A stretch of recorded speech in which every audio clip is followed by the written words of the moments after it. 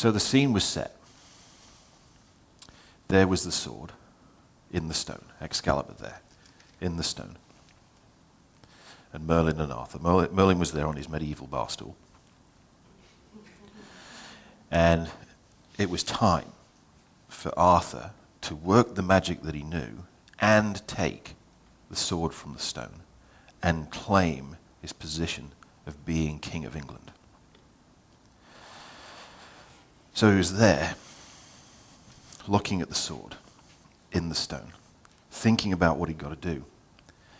And as he started to think about actually taking the sword from the stone, he you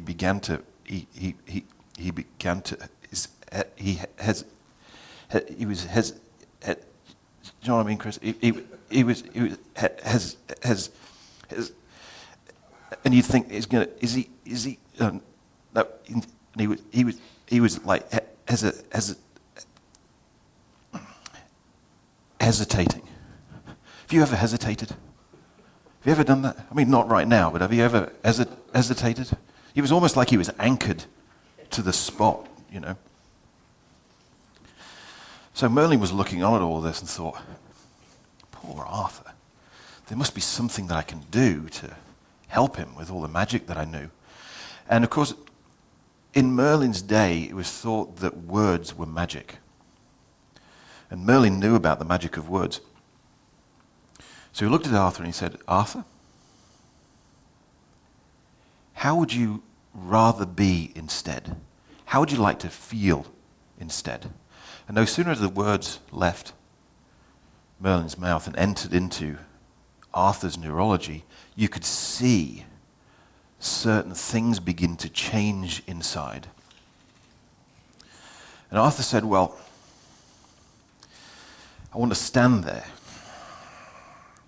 holding Excalibur on my hands, feeling the energy of Excalibur coursing down my arms, filling up my entire body. Because then he said, then, just by doing that one thing, I know I can do anything. Just doing that one thing, I know I can do absolutely everything.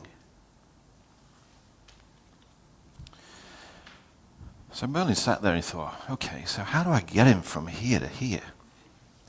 As he was pondering about things, this huge bird flew overhead.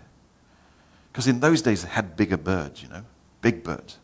This big bird flew overhead. And it was around about kind of 10:15 by Merlin's sundial.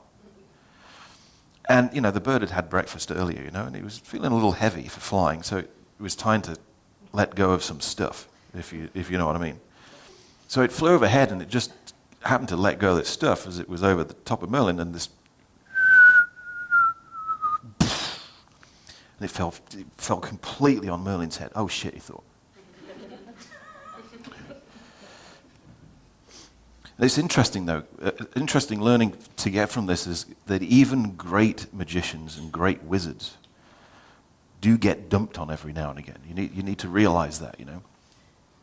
But, you know, Merlin knew about cause and effect and perception is projection, responsibility for results and those kind of things. So, you know, he thought, well, if perception is projection and I've just been dumped on, who have I dumped on recently from a great height? And if cause and effect, if cause and effect is true and I'm the creator of my universe, how did I create this? And what do I need to learn from this to create things differently in the future? And no sooner as he asked himself those questions, and ideas and learnings and stuff like that came up into his mind. And some of them were useful, some of them were crazy, some of them were funny. But he always liked to pick one learning a day. And his learning for the day, which is very important, and you might actually want to write this down because this is a real profound learning, particularly useful in a multiple of situations that you might come across. And it's real food for thought.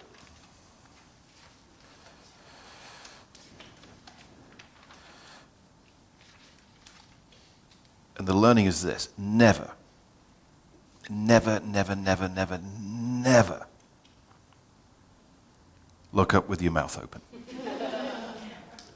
No, it's true though, if you think about it, you know.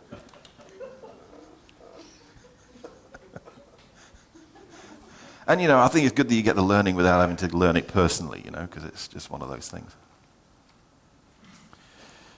So Merlin came out of his, learning trance. And Arthur was there, once again, looking at Excalibur and hesitating. He thought, right, it's time to work some magic. So he looked at Arthur, hesitated, and he said, Arthur, last time you hesitated, what was it that got you out of it? Because something must have got you out of it. Because I know you've hesitated in the past, and if you didn't get out of it, you'd never have come to find me in the first place. So something must have got you out of the hesitation so you come to find me. And again, no sooner had the words left Merlin's mouth and entered into Arthur's neurology, you could see the changes take place. And Arthur said, well, you see, I just get so frustrated with myself. Really, really, really frustrated with myself. So frustrated with myself. Have you ever been frustrated? Have you ever been that frustrated? You have, haven't you? Yeah, you've been that frustrated. I mean, can you remember a time in the past when you felt that frustrated? Really, really, really frustrated. You could feel the color in your face because you're so...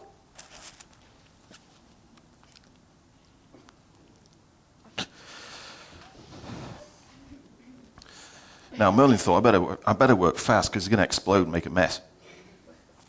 So he said, well, last time you were frustrated like that, what got you out of the frustration? Something must have got you out of it because you'd have worn yourself out if you stayed like that for too long. What gets you out of the frustration? And Arthur, again, you could see the change in his physiology, and he said, well, it's like you have one of those aha moments, something clicks inside. It's like a light bulb comes on. Something clicks inside, you go, aha, Have you ever had one of those? Where maybe you're wondering about something, some problem that you had, then suddenly you had a revelation about it, and it was like, now I know what to do. You've ever had that? You've had that, haven't you? Yeah. And if you were Archimedes, you'd say Eureka, and then claim on the insurance for the water damage. That's what you'd have to do, because it's just the idea just pops into your mind, something clicks and a light bulb comes on.